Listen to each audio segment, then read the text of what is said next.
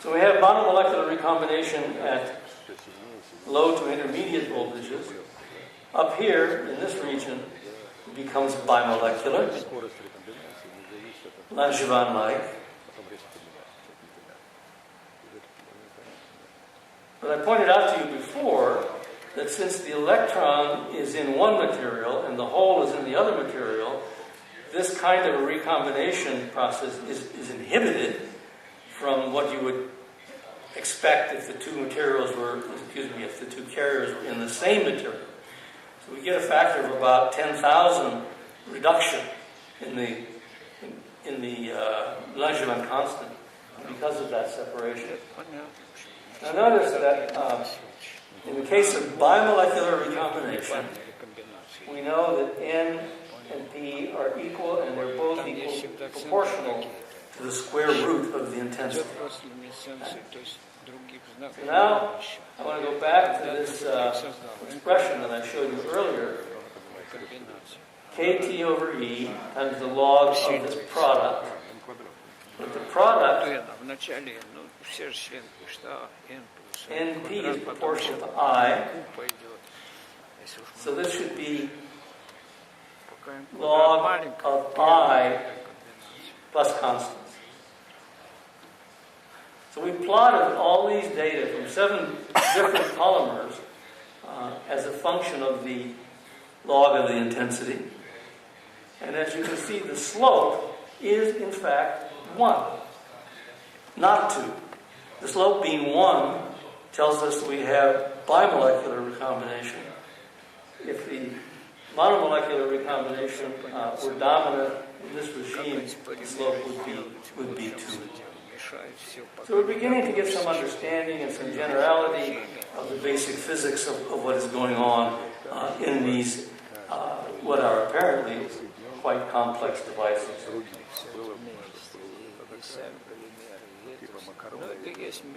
Now, obviously, if this is telling us the truth, then there should be some temperature dependence, and indeed there is. These are now series of curves as a function of temperature at different intensities. And they all extrapolate back to 1.25 volts here. We cannot go to very low temperatures because the mobility is activated, hopping mobility. So we can only go down to perhaps 200 degrees Kelvin and have to infer what goes on below that.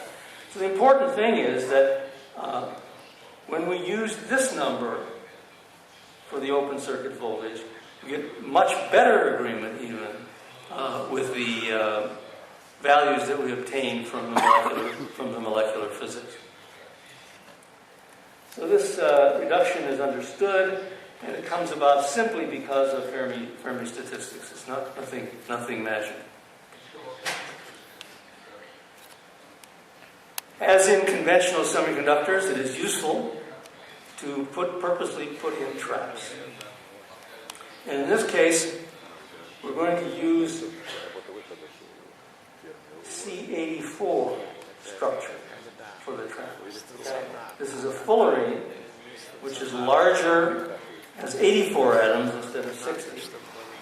And we know precisely from the literature where the NUMO level is for the 84. It's 0.35 volts below that of the conventional fullerene. So I'm putting in a trap at a known energy in the gap. And indeed, when we study this, we find that the open circuit voltage quickly drops toward that value, precisely toward that value, that the trapping, of course, cuts down on the short circuit current as well. But this is a good validation of the fact that small changes in these energies can give you corresponding changes in the open circuit voltage. I want to return to this question of morphology.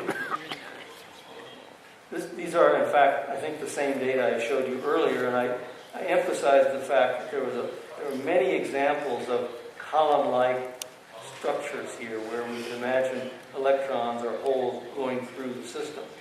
And that's true of this polymer fullerene system. But it's not always true.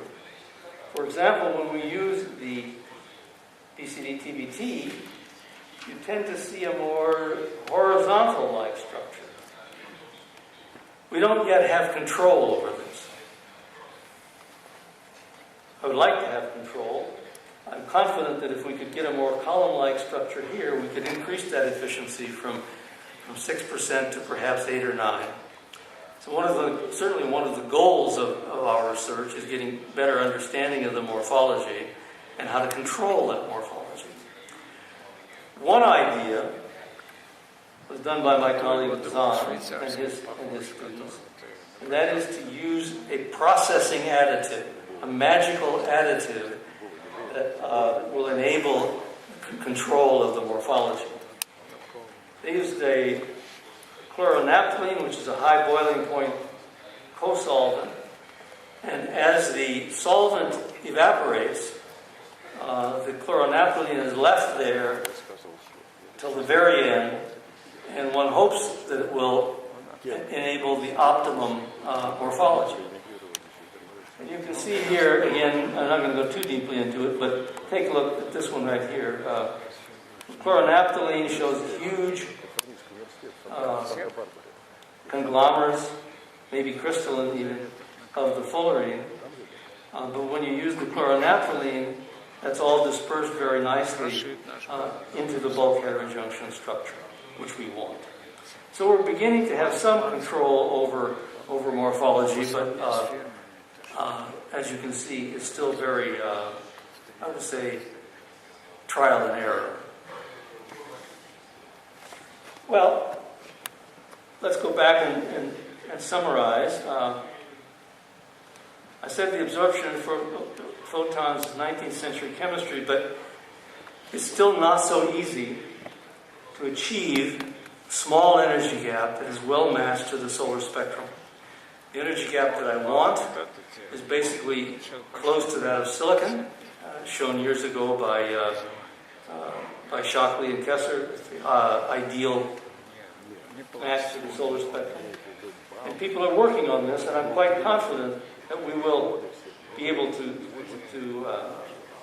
succeed in getting materials with that energy gap. At the same time, those materials have to have the right ionization potential in order that I get a large open circuit voltage. So the synthetic chemist has to do two things. He has to get the energy gap right, he has to get the electronegativity right. And again, there's enough sophistication in that community that good progress is being made. Charge separation is ultra fast. It's causing us no major problem except the problem of understanding. Not so clear what the mechanism is that gives rise to that very fast, ultra fast photon-induced electron transfer, 3 orders of magnitude faster than the first step in photosynthesis.